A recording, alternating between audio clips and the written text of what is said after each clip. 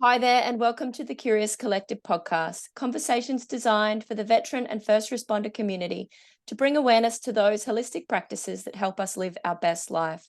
So tap into the wisdom and knowledge of our guests to heal, transform, and live as your true soulful self.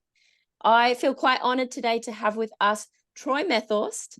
And I met Troy. Well, I haven't actually physically met him in the real yet, but I met him online when a podcast dropped into my space from a amazing lady down in Sydney named Giselle. And I listened to this podcast and it cracked open something in me that I can't even explain. I can't even really put words to, but I messaged Troy straight away. He would have thought, like, who is this crackpot? I just poured my heart out to him. So ever since, I've followed his journey and he inspires me to be a better person. So welcome, Troy. How are you today? Yeah, I'm pretty good. I'm excited to chat with you and see how this goes. Awesome. Thanks for coming on. And we usually start off with a question about, so what is it that you're doing these days and what is it that makes your heart sing? Yeah, well, so what is it that I'm doing? There's a fair bit going on, hey. And what I'm really kind of getting into is like who am I sort of being like and there's things that I'm doing, like there's veteran mentors that the business is coming along, doing a thing, changing lives of kids in the community, and you know and then I'm part of that, and then there's also this part of me that's really diving deep into sound healing and breath work, and even coaching now a little bit with some parents as well. So yeah, keep journeying deeper into me and the gifts that I've got to offer, and then keep bringing them back into the community. Mm. Mm. So you mentioned the two main sort of things that you're working, tools that you're working with, I call them now, as sound healing and breath work. Can you talk more into how that looks for you and how you're offering that? Yeah, look, I'm still like untapping stuff in the sound space. One is partly the big it is me. Like it's my voice and the toning of different sounds. It's not so much the words or whether it's a nice sound. It's more like I will use an example. Like when I'm doing breath work, I do a regular breath class at our gym, Studio 4 at Coolangatta here. And, we do a certain breathing technique and it gets people into a peaceful state. And as the people drop into this sort of state on the floor, I often just start feeling stuff in my body. Like it might be around my throat or it might be around like my chest or my gut or whatever, and like I just know that when I like bring my awareness onto it, my attention onto that stuff, like I just get this sense that it needs to be sounded, Mm. and so then I somehow convert that feeling into a sound, and then that sound just goes out like a I don't know like how do you describe, like the sound wave just comes out, and it's for the people in the room. Like I just sensing and tuning in, and then the people in the room. And I have no idea. Like sometimes as I'm learning, I'm getting better at like what it is. Um, and I'll use an example from last week. That same thing happened, and I made this sound, and then I was like, what did that stuff around my throat mean? And so brought my awareness and focus on it a bit more. And it was about far out. It's even me now. Actually, I'm just remembering about speaking up. Mm. And so I shared that with the group, and one of the ladies starts crying. She's like, "It's Mm. totally me. How'd you know?" I'm like, "I didn't. Like, it's just Your body knew. yeah. Just my body knew, and it was also appropriate for me. Like, Mm.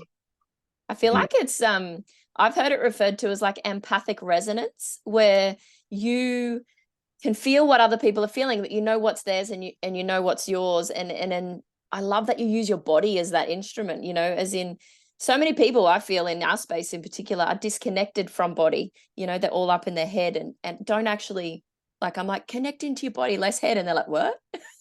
So for Yeah, you, this is a massive thing of self-discovery that you're sharing so beautifully with others through that empathic resonance. So I freaking love it.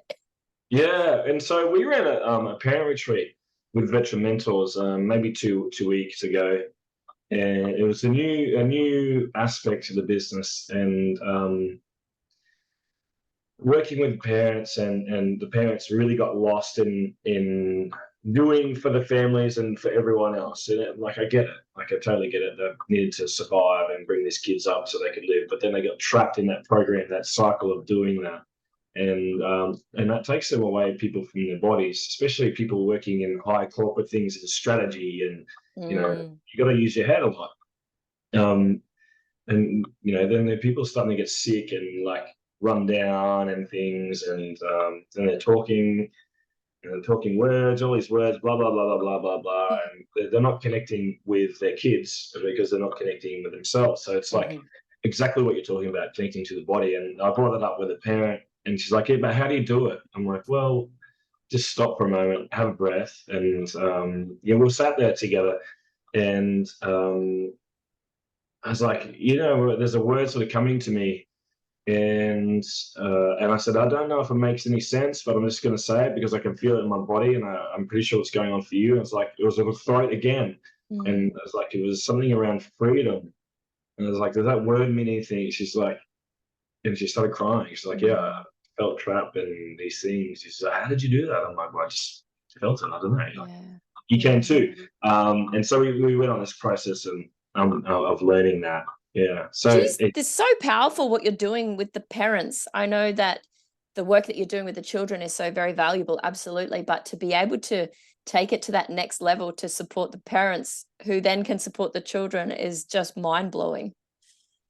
yeah, well, that's what I like. The more we worked with the kids over time since 2017, the more I could see the environment, and the key caretakers for the kids, whoever that might be.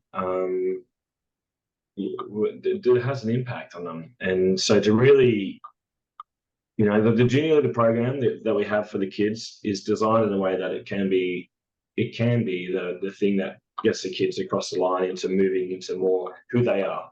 Mm. uh, to really support that, we had a parent workshop, but to really, really get to it, it was like we need to really get these parents connecting to themselves to be able to connect with the kids. Like, how can you connect with someone else when you're not connected to yourself? 100%. And you mentioned that before, and I think that's vital. Even, words that pop in when you're doing healing is like forgiveness. Yeah, you could forgive others, but you need to forgive yourself first. Love. Yeah, you can love others, but you need to love yourself first. So I think that is just paramount. Mm. And even like sometimes just saying that, it's like, oh yeah, I love myself. You're like, well, Mm, and that's where the breath work comes in. And so I'm like, yeah, okay, you're saying that from your head, and you don't quite know it. So how do we get out of our head? So this through the breath is like a great tool to do that. There's so many different breath practices to be able to do that, and to really disconnect from the mind and get into the subconscious, and to bring up programs or beliefs, or experiences that have an impact on the person's life. But often we just choose to ignore, or put it underneath the rug, or store it away in a dark cupboard in the deepest part of our brain that we never want to mm, bring up again. But the reality is that those experiences and things are impacting mm. us. I know that. Like, I've been there. I've seen it so many times. It's just the way it is. Like how we operate as humans. So we've got to bring that stuff to the light. And when I Mm, say to the light, is to bring awareness to it, and to let it go. mm. It's not who we Absolutely. are. It's just an experience. That's our interpretation. But it's like, yeah.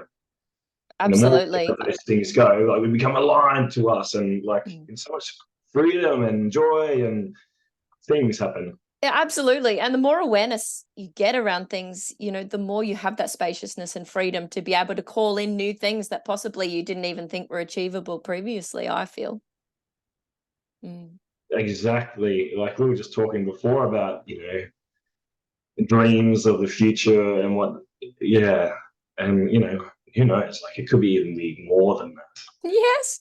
Oh, exciting times.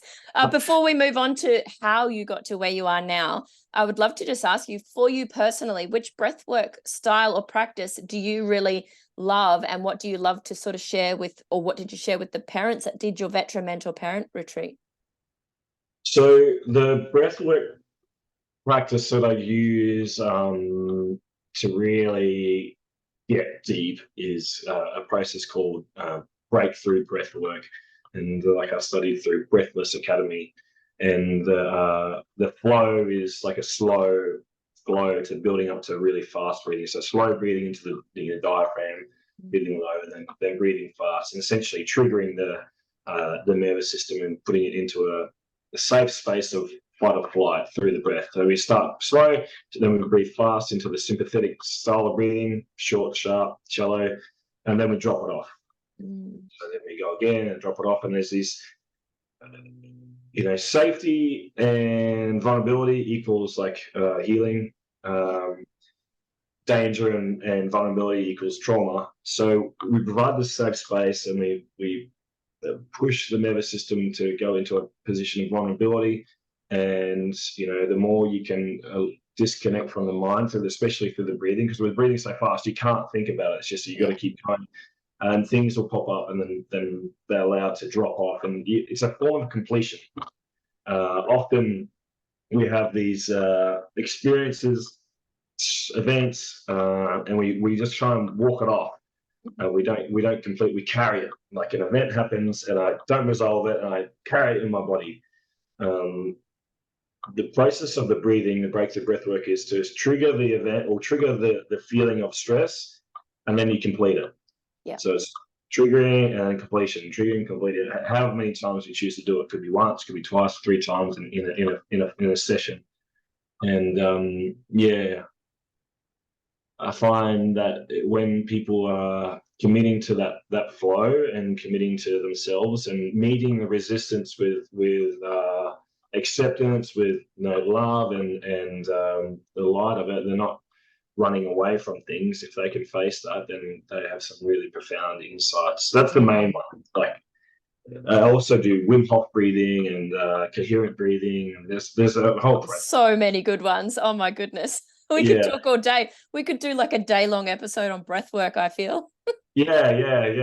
Totally. But we are here to hear about your story and what you're willing to share. So I know that you used to be in the military, and I do believe you were an engineer, and engineers are my favorite corps because my husband is one and all my favorite friends. So if you would love to share, like, you're here doing all this amazing work right now and into the future, what is it that got you into this space? Did you always like do this sort of stuff, or?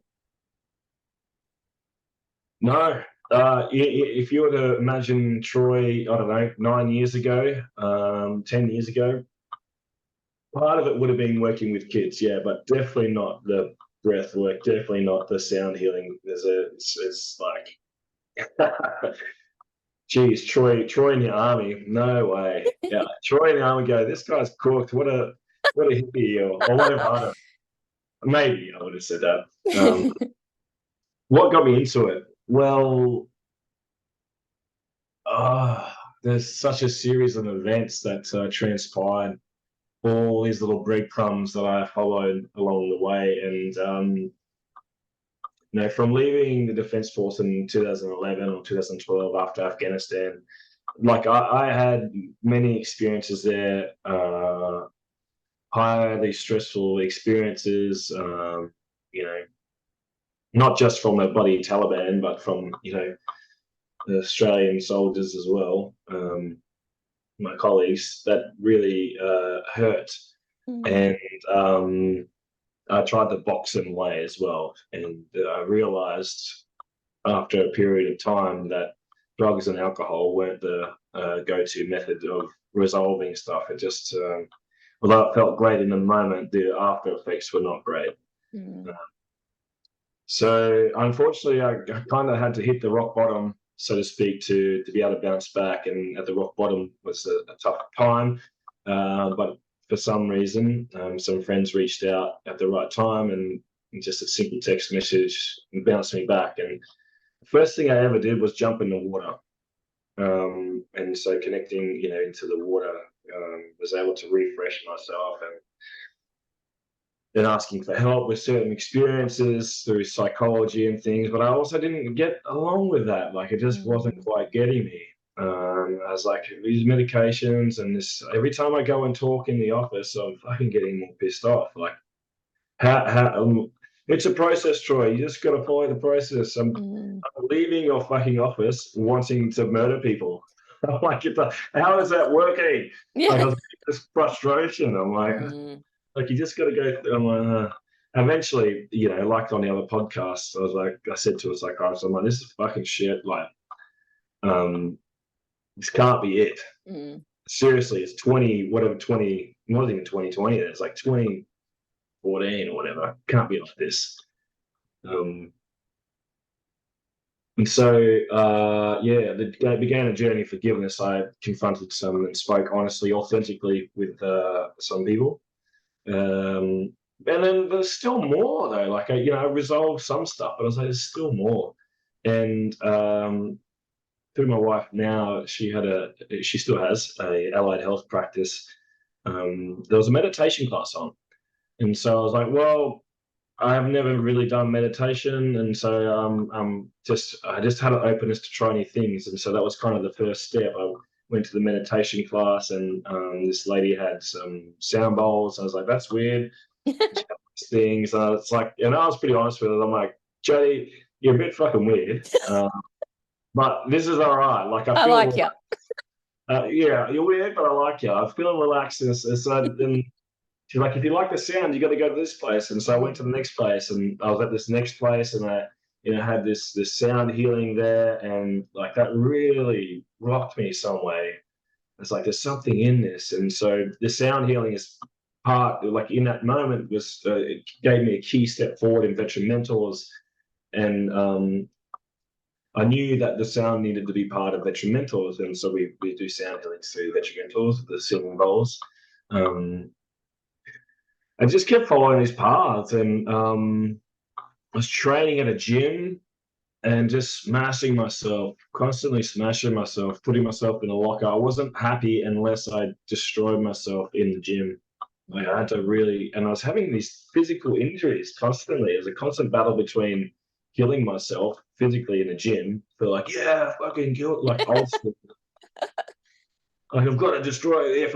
If I'm not dying at the end of the session, I'm doing it wrong type of thing. I'm getting like overactive solar plexus, the need for so much yang that, this helps me to distract me from my yin. Yeah, well, and so at this gym I was training at, they're like, oh, we've got this ice bath session coming up with some breath work. And I was like, oh, ice baths sound challenging. This is a physical challenge. Let's go do it. And they spoke about science, and I was kind of like, fuck this. Like, I just want the challenge. But they're like, before we go in the ice, we're going to do some breathing. And we did this breathing, and bloody hell. It was, I think we did 3 or 4 rounds of kind of like a Wim Hof style, 30 or 40 breaths and breath holds. And in the breath holds, I had this experience where I was out of my body somehow and looking down at all these different things. And like I've heard about things on TV or whatever about those experiences, but I was like feeling and having this experience. I was like, whoa. And then I was hooked. Yeah.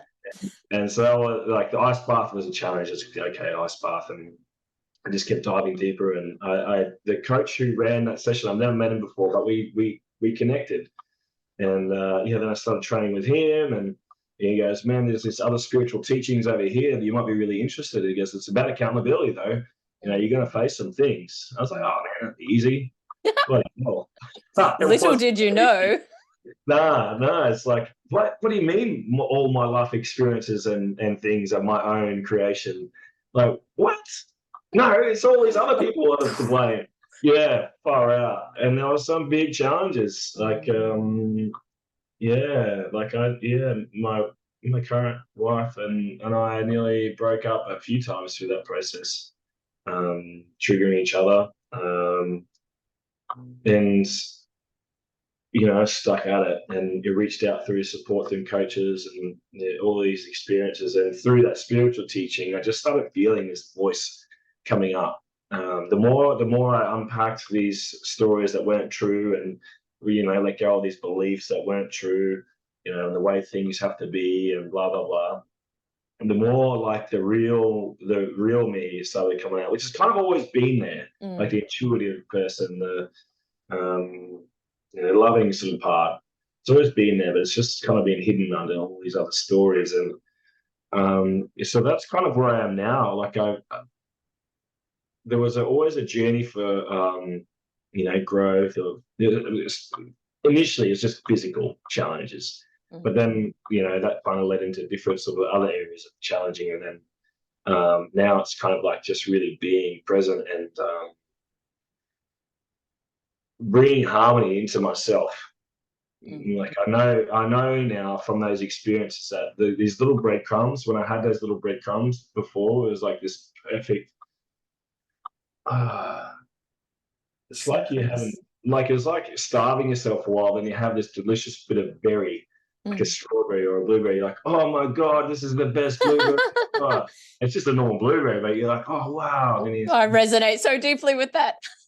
Yeah, it's like wow, and you want more and more and more of it, and then the more and more of you have these delicious things, it's like this is actually what life's like this, and there's so much more to it. So I've gone from like this really mind physical person to still like acknowledging that the mind and physical are part of things, but really opening up to different aspects of things. And there's still more. I know there's more. Oh, there's so much more. It's so exciting. But you're reveling in that now. Like even the good and there is no good or bad. There just is. So it's nice when something comes up and you're like, oh, thank you. Like, thanks for this next layer of the onion. Cool. Let's do it. And you think it's just going to get easier. And I've been doing personal development, if you want to call it that, for so long. And even like this week, I'm like I was saying before, my voice is raspy because I was in a group yesterday and I had a real deep rage, something that I haven't felt in ages. And it's because I haven't been taking fully 100% accountability for me in the business and things. And the rage really come out. My voice is now raspy. But it all meant something. It's like your feelings and things are just they're not us. They're just kind of signposts to stuff that's really important to us. Like and I personally was trying to avoid those things, and by avoiding those signposts, I was avoiding myself, and that's where the rage was coming from. Because like my beingness is like, fucking listen to me. Yeah. And I work with energy, right? So rage to me sits in the liver, and the energetics of the liver is all it's a yang organ, and it's in the solar plexus. So it's going to affect things like self-confidence, stepping into your power, igniting your inner fire. Like there's going to be mini blocks there. So like I love exploring the energy of the body. The breath is one of the best medicines. So I love that you speak into that. And resonance, like I love how you referred to the breadcrumbs, because I feel like when you get to a point, even though we're not fully there, and we look back at these breadcrumbs, we're like, whoa, I've actually come a really long way and I've done some really cool stuff. And I'm so glad that I followed those things. And that resonance, I know a mate of mine went to a gong healing session. He's like, I don't know what this shit is, but I'm just going to go along. And he went along and it just changed the whole trajectory of his life, because whatever happened in that session, the sound or the resonance shook out of his auric field or his energy field stuff he didn't need anymore. And he didn't have to do the talk therapy around it. He didn't have to fully understand it yet, but it's given spaciousness, like you just said, and brought harmony to him so he can deepen his awareness around that. And I think that's amazing. It's so cool. So cool. So where are you going now? Like, what's your plan? Are you just going to keep following those breadcrumbs? Well, yeah, I mean, totally. There was a period in my life where I was doing course after course and learning all different things. And now, like, I'm still learning about stuff, less sciencey. There's still aspects of the mind involved, but more,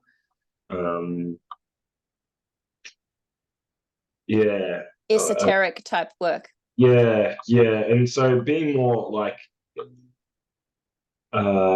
precise, I suppose, with the sound is where I'm sort of getting at. The Mm. sound and people and energy and yeah, because at the moment it's kind of like a generalized thing where it is impacting, and yeah, but I just want to get a bit more precise with it so that, Mm. and whatever unfolds with that, I've got some dreams of veteran mentors going, expanding and really helping the larger community.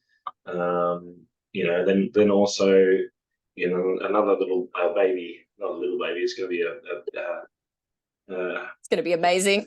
yeah, it's going to be amazing. And some, kind of like what we were talking about before, just kind of bringing, like, I don't have all the answers to the world. I've got sound and like there's some powerful things, but then, you don't have to do it alone. So it's like you, bringing a community of amazing people and working together and offering a range of things. Because for someone it might be sound gong healing, someone it might be my voice, someone it might be breath work, someone it might be ice bath. It's just having the array of things to really um, bring people back into their alignment and harmony and bring that into the world. I always say, like, there's no cookie cutter approach. You've got to try all the things to see what works for you, and don't give up, and keep asking the questions and keep staying curious. That's a really strong message I always sort of drive home to people. Mm, But that yeah. breadcrumb thing, follow them. If something Troy said today really inspires you, go try that thing. Don't hold back. But I have one last question for you. If the listeners wanted any further advice or any wisdom around, say, exploring sound or the breath, what advice do you have for them to get started? To get started. Oh, well, like if you're on the southern coast, you got to come hang out with me. Don't stop about. Like, come to the Get southern. amongst it. Get amongst it, because there's so many practitioners around breath and sound healing, and some of them, like some of them are a bit out there, and there's not a lot of depth to it. So, I back myself. Mm. There's a lot of depth, so even going to see Katie. Or if you're in other states, like be connected with people. Like I really rate the Breathless crew, and there's people amongst that. Um, yeah, you just find some veteran mentors, or just come reach out. I'm always open to conversations, and if I can't help you out, like it's such a connected community now, so there's always someone in the area. So yeah, and the breadcrumbs, if you really want to, like, the breadcrumbs are breadcrumbs of joy and fun.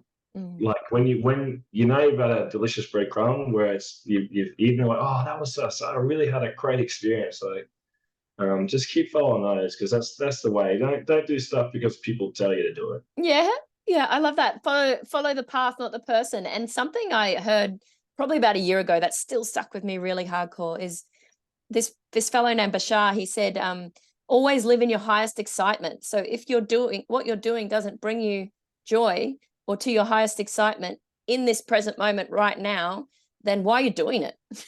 Yeah, seriously. That was Yeah, pretty life cool. life is for living. Like, not for life isn't for, like, preventing death. Like, that's just so, yeah, Blech, yeah. blech. Like, live your life, adventure, try new shit. Like, Mm. yeah, it's so exciting. Even if it tastes shit, at least you had a crack. Like, I've Yeah, done so much stuff I didn't like. yeah. But now that's not for you. Yeah. I'm like, Mm. yeah, okay, that was an Yet. experience. Tick. Cool. Let's go next. Next. Yeah, Yeah. yeah, so fun. Cool. Thank you so much for your time, Troy. I've absolutely loved having you on the Curious Collective podcast, and I'm sure that we will have you back at some stage to maybe show us how you use that amazing voice of yours, perhaps. Yeah, I'd love to. Yeah, totally. Send some Awesome. waves out there. Yeah, you remember that old movie? What was it? Kelly's Heroes or something? I don't Yeah. know if you saw that. Quit with the negative waves, man. This was going I'm I'm going to gonna, find that quote and stick it up. yeah. Thank you so much, Troy. And until next time. Okay, peace. Awesome. Katie out.